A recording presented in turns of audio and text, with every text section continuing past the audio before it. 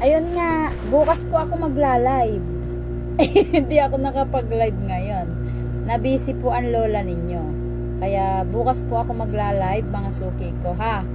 Tapos yung mga may order na mga pot holder, ayan. Ginagawa ko naman yung iba na, pero may mga nakagawa na po dito, yung mga gusto po mag-order. Isasabay nyo po yung mga order ninyo sa mga bedsheet.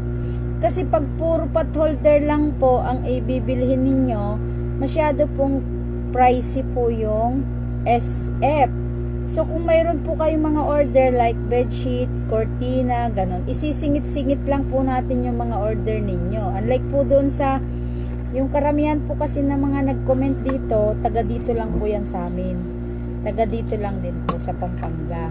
So tapos yung iba po ay mga kamag-anak namin, ganyan. Kamag-anak ng asawa ko. Kaya po, yung mga